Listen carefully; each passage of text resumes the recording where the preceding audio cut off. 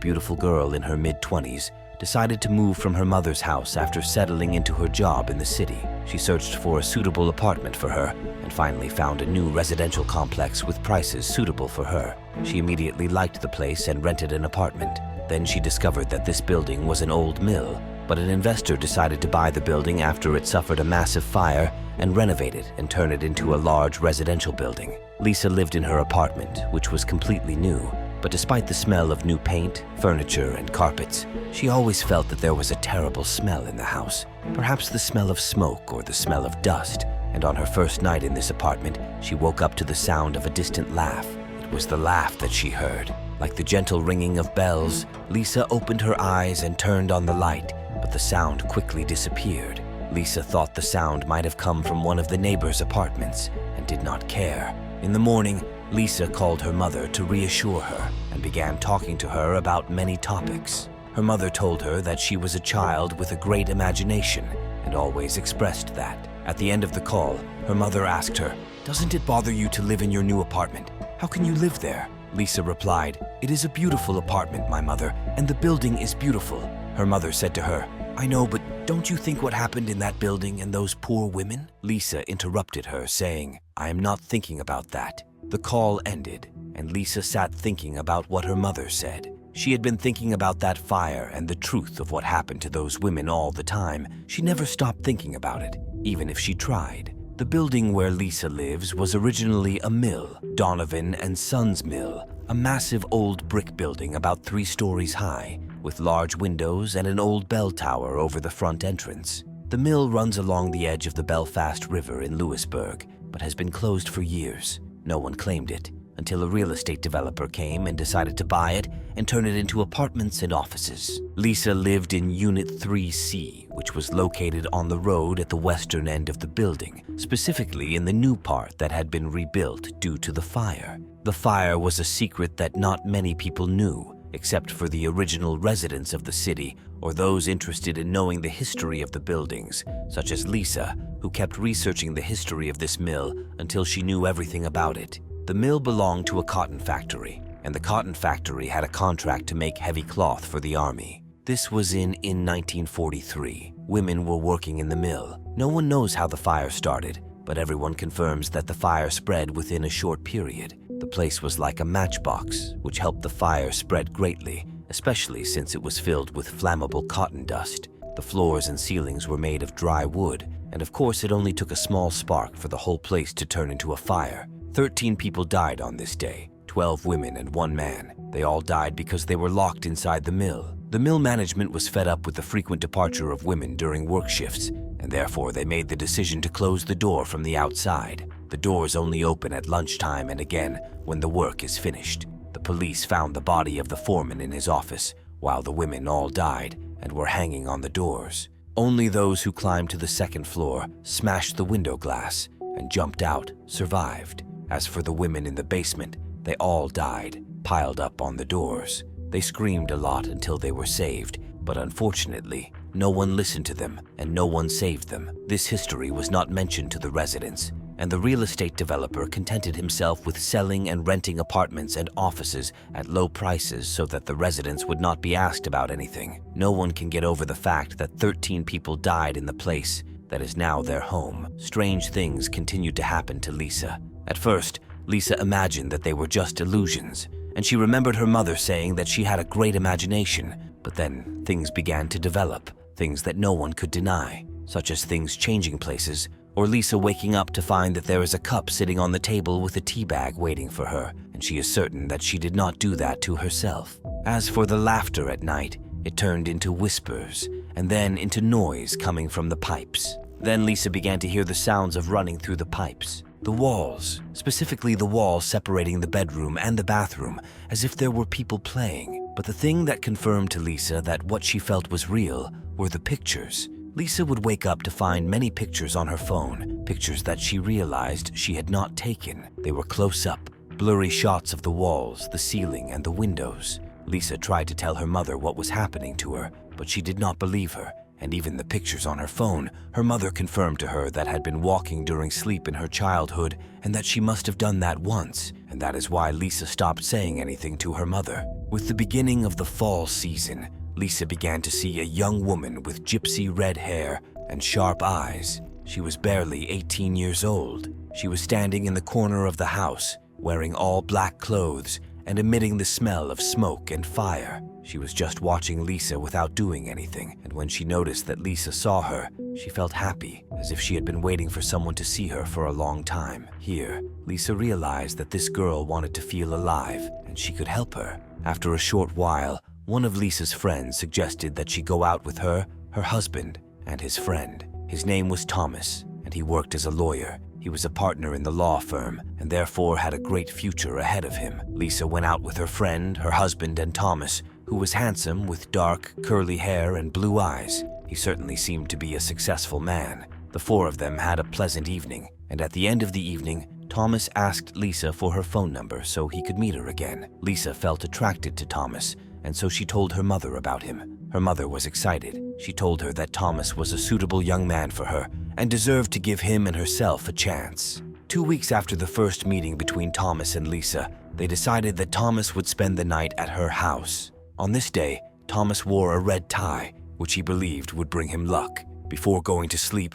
he took off his clothes and put them on the chair. He was sure that he had put the tie on his shirt, but when he woke up in the morning, he did not find it in its place. He started searching for it all over the place, but to no avail. He was upset, and Lisa tried to reassure him that his tie would appear, but it never appeared. That girl who waited every day at Lisa's apartment was occupying a large area of her mind, so she decided to go to the local historical society to look for pictures of the factory that were taken long before the fire. Lisa actually found what she was looking for. There were many pictures of the workers, and the names of the workers were written below the pictures, and among these workers were the 13 workers who died in the fire. Then, Lisa recognized the girl. She had a thin face, disheveled hair, and sharp eyes. Her name was Maggie Bianco. Lisa was feeling sad about what had happened to Maggie and her colleagues and wanted to offer her any help. She would wake up at night and make 2 cups of tea, put them both on the table, and sit and wait in the dark for Maggie to come. Lisa would say to her, "Hello, Maggie." Maggie would smile at her and look at her tea. She sits and wraps her hands around the teacup. Her fingers were long and pale, and she placed them carefully on the cup as if she wanted to get warm. Then Lisa would go to sleep, and in the morning she would see new pictures on her phone, sometimes of teacups, of silverware, of food in the fridge, of a hairbrush, Lisa thought. All of it were the ordinary things that Maggie missed and came for, and that's why she continued her nightly routine every day in order to give Maggie the feeling she was looking for. In the meantime, the relationship between Lisa and Thomas strengthened, and they became together in a relationship that everyone knew about. They were happy, and their relationship was perfect. Thomas was fairly wealthy and was able to take Lisa on many trips. A year after the first meeting between Lisa and Thomas, he took her on a trip on the boat and proposed to her. Thomas has been dating Lisa for 16 months, and they got engaged 12 months later. That's why Thomas was insisting a lot on Lisa to set a wedding date. He was excited and asked her about the best time to hold the wedding, but Lisa always told him that they didn't need to rush. Lisa felt that Maggie did not like Thomas, because every time he came to spend the night at her house, his things would disappear, or his toothbrush would end up in the toilet. Thomas was not happy with what was happening, and would always express his anxiety about being in Lisa's apartment, and would always tell her that there was a musty smell or dusty air in the apartment. Thomas begged Lisa to go and stay at his house. His house was a complete loft and was state-of-the-art. Everything was shining. It was a modern apartment like a robot's house. Lisa hated Thomas's house and could never sleep in it. 4 months after the engagement, Thomas began to pester Lisa every day to choose a wedding date. One day, they were both having dinner at Lisa's house when Thomas looked at her while trying to control himself, saying, "Everyone is asking about the wedding date. It has become uncomfortable. Is wrong." That was the first time she heard Maggie's voice whispering in her ear, "Don't do that. He's not the right person, and you know that." Lisa tried to change the course of the conversation that night to avoid Thomas's question, and he realized that, so he decided to let it go this time. In the apartment below, Lisa lived Mary Ellen. She was elderly and had moved out of the building because she said she had seen something terrible and could not say what it was. On the ground floor, there were Mr. and Mrs. Basurto. with their little girl, Alicia. They also moved because Alicia would not stop crying in the apartment. Her father says that she is fine as long as she is not at home, and that is why they decided to move to another place. Mrs. Basurto was saying that her mother believes that the building is cursed because of the souls of those who were killed in it, and that there is definitely something evil in this building. Lisa and Thomas had a pretty good relationship. Thomas used to wake up every day at 5 in the morning to go for a run, and then return home to shower, have breakfast and coffee, and then go to work. Thomas would constantly tell Lisa that it would be great if they were married and did this routine on a daily basis. Lisa never told him that she did not like running or enjoyed it. She only did this because of his insistence. Lisa did not like running. She was breathing hard and was just trying to catch up with Thomas, who was running at a fast pace and taking long steps. Thomas was talking. His words didn't get any response from Lisa, who was trying to focus on running only. One day, the couple was walking on their usual route, and Thomas started talking about his plans for the wedding and his desire to record the gifts they wanted to receive from family and friends. He even decided to spend their honeymoon in Europe, and as for the house in which the couple would live. After marriage, he made plans for it as well, as he decided to buy a house close to the law firm he works for, and that the house should have a large yard to be suitable for children. After a while, Lisa saw a small path far from the usual path they ran on, so she decided to walk in it. The road is far from the river and extends to the middle of the forest. It was a bumpy road and full of rocks and branches, but Lisa was enjoying the sounds of the forest and the calm that pervaded the place, especially at the times when Thomas was not talking. Lisa looked around and did not find anyone else on this path. She felt that it was her and Thomas only that knew this road. At the end of the road, Lisa found a large hole. It seemed to be an old basement of a house that was in that area, but no longer existed. The hole was surrounded by leaves and moss. The place was scary and beautiful at the same time. Thomas stopped to catch his breath before turning around to go back to his house. He approached Lisa and kissed her on the cheek while saying, "I love you." Lisa looked at him with a smile and said to him, "I love you too."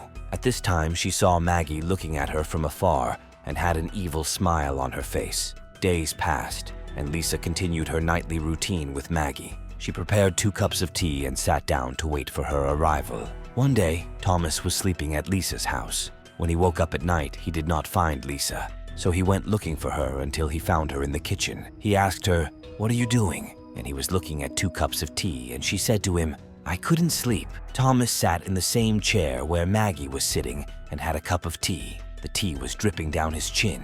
He spoke to Lisa, saying, "Maybe you should see someone. You could get sleeping pills or something." Then he stood up and said to her, "It's time to go back to sleep." Lisa felt that she hated him at that moment because he treated her as if she were a little girl. After a while, Thomas completely disappeared. He did not go to work. He did not speak to Lisa. None of his friends saw him. Everyone was asking where he had gone. Thomas's mother thought about calling the police, and Lisa thought that this was a good thing. Maybe they could track him down. She was feeling frustrated because she thought that Thomas wanted to continue his life with her, and she does not know what mistake she made that made him run away from her like this. What made matters worse for Lisa is that she lost her engagement ring. She does not remember where it is. She is certain that when she returned from work, she left it in the wardrobe, but she could not find it for several days. Lisa thought that Thomas might have taken it from the house before he disappeared to give it to another woman. Lisa's mother was worried about her, especially after Thomas's sudden disappearance, and she told her that she would come to visit her and stay with her for several days. One day, Lisa woke up and found that there were many new pictures on her phone. She started checking those pictures. They were pictures of the front doors, but the next pictures were blurry. But in one of the photos, Lisa saw the reflection of something shining, and when she zoomed in on the photo, she discovered that the photo was taken in her storage unit. Each apartment in the house had a storage unit in the basement.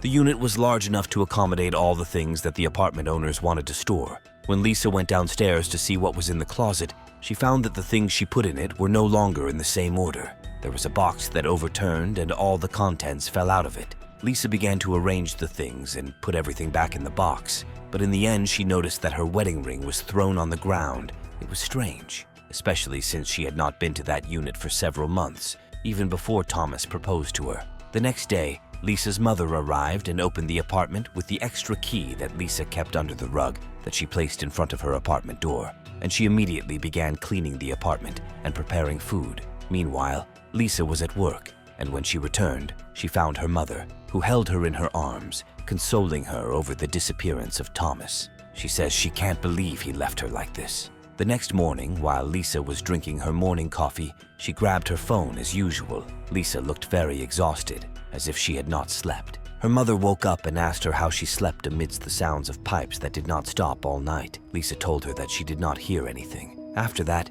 Lisa started checking her phone and suddenly stopped in front of one of the pictures. There was a picture of a small bird, and then a close-up picture of the forest floor. In that picture were pine needles and more tree leaves, rocks and mud.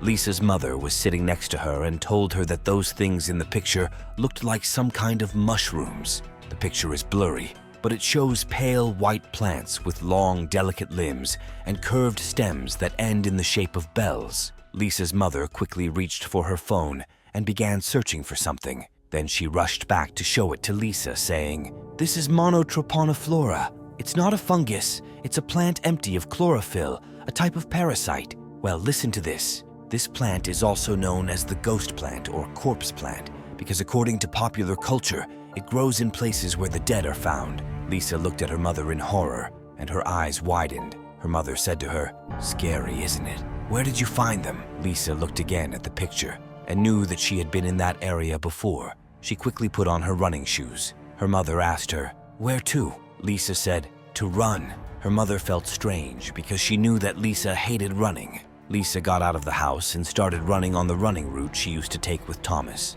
Then she found Maggie in front of her. She was running, and Maggie was next to her. She doesn't know why, but she remembered the last time she ran with Thomas when he said to her, "I found a suitable house for us. Let's go to see it at the end of the week. The place looks perfect. I got all the details, and if we don't like it, we have more options." Then Lisa said to him, "I don't want to move out of my house. I'm happy in the apartment." Thomas shook his head in frustration and told her, "I can wait for the wedding. If that's what's bothering you, I'll try to be patient, but we have to start building our future together. We have to make plans." Lisa felt upset because she saw that Thomas was planning everything alone, as if she had no say in what was happening. Thomas started talking about the house, its design, the number of rooms in it, and the schools near it. And Lisa said to him disapprovingly, "Schools?" So Thomas told her, "Yes, Lisa, good schools for our children." Lisa felt that he was treating her as if she was foolish, so she told him, "I don't want children," and started running faster.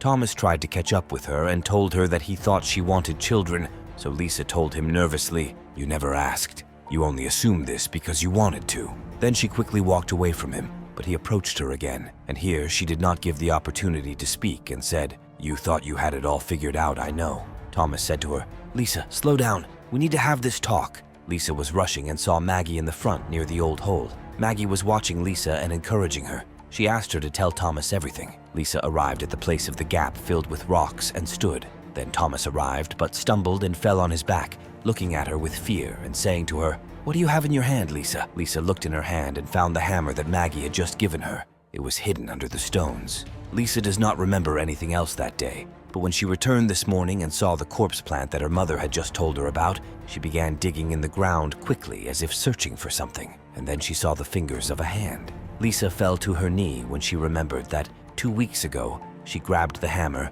lifted it up, and then smashed it into Thomas's head with all her power. She did that more than once. Lisa was in a very bad condition, to the point that she did not hear her mother who came from behind. She did not feel her, and did not know that she had been following her from the time she left the house. Lisa does not know how her mother got to that area. All Lisa knows is that there are real, pale human fingers. It is swollen, and many corpse plants grow around it. Lisa's mother stood behind her, seeing this terrible scene, and then she said, "Oh my God, Lisa, what have you done?"